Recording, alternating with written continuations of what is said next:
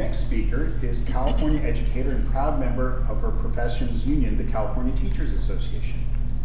She is a passionate advocate for educational and racial justice, as well as progressive politics, multicultural equality, and interfaith cooperation. She's a motivational speaker and life coach, the founder of the website FamiliesHealingSexualAbuse.com. She's currently writing a memoir, Born to Win, in 2012. The title of today's speech is Untie the Rope Strings and Unleash the Dream. Please welcome Carlene Brown.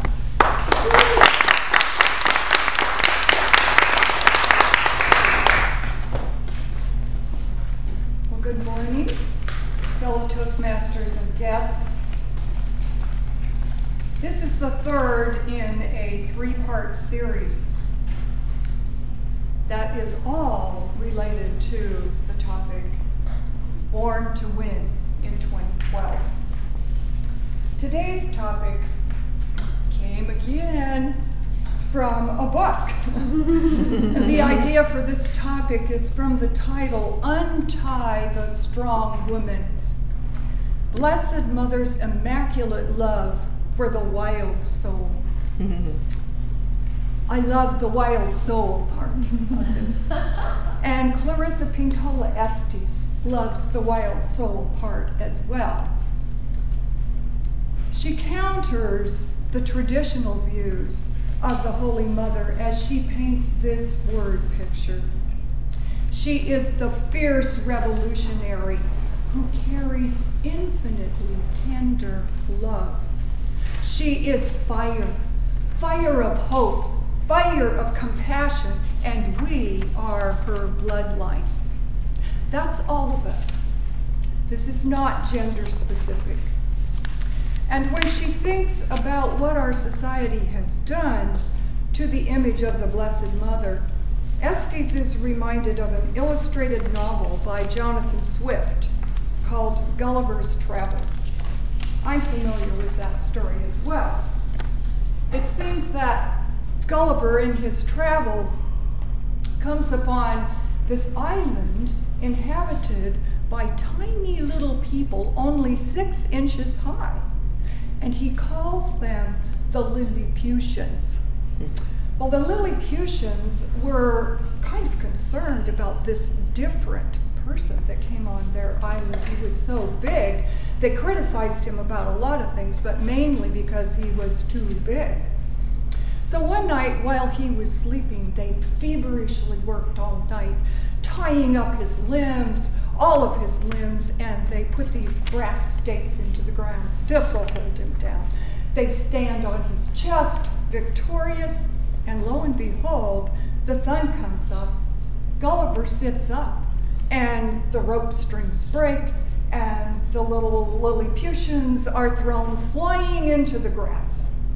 Gulliver stands up, walks away, leaving the trivial rope strings trailing behind.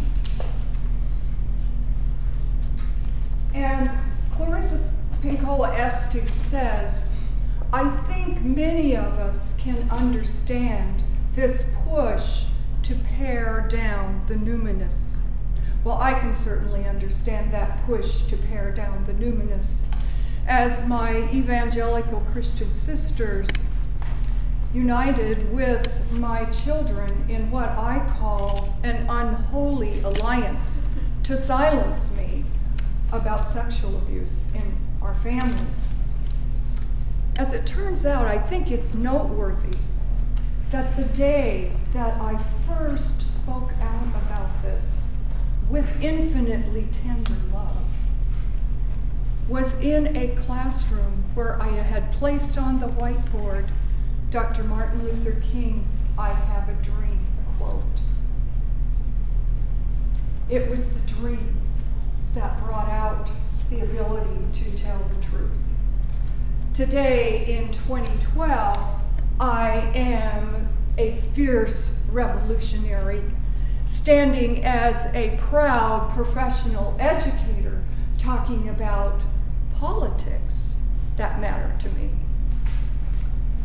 And I see Van Jones this beautiful black man who inhabited the White House as special advisor to President Obama for only 6 months.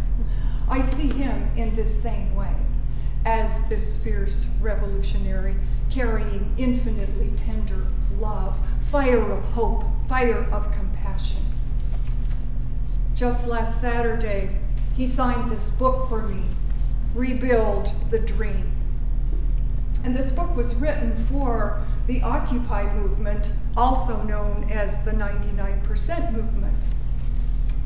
When Jones stepped up to speak at that 99% rally, he said that he had just come from Wisconsin, where public employees are about to oust a governor who tried to smash their unions. The blowback has been fierce, he said. And he went on to talk about us firefighters and policemen and teachers as esteemed professionals, a formidable force.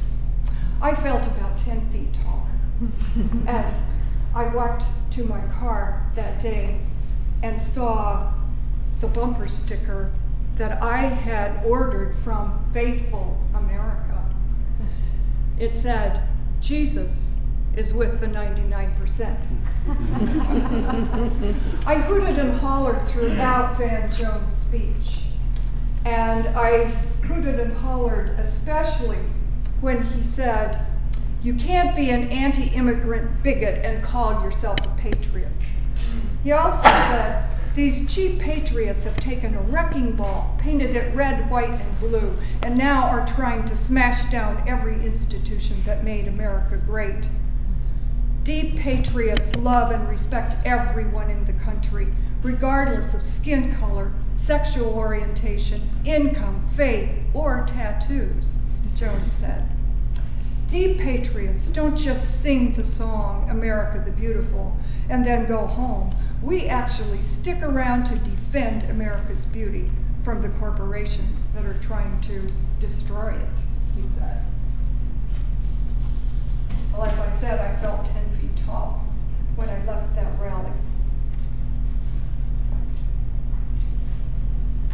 I, the esteemed professional, the deep patriot, I was a giant gulliver, and the Tea Partiers, the cheap patriots, were the tiny-minded Lilliputians. Those of us who have been hit by the wrecking ball of cheap patriots are the deep patriots. We are the fierce revolutionaries, and it's important that we carry infinitely tender love. Love for our country, for all of its inhabitants, including the Tea Partiers. We are the fire of hope, the fire of compassion, and we occupy America's heart space. We are here to unleash the American dream that lives inside us.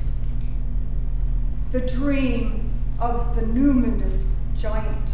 The dream itself is that giant. The dream of Dr. Martin Luther King, who said, "I have a dream that one day this nation will rise up and live out the true meaning of its creed." The creed is embedded in our founding documents and in our pledge of allegiance that ends with liberty and justice for all. And it's on the Statue of Liberty with Emma Lazarus' poem, "Give me your tired, your poor, your huddled masses yearning to breathe free. I lift my lamp beside the golden door." This is the promise of America. This is the American dream. And carrying this numinous giant inside us, let us rise up, walk away from the drama and the polarization, and leave the rope strings of the tiny Lilliputians trailing behind us. We were born for such a time as this. We were born to win in 2012.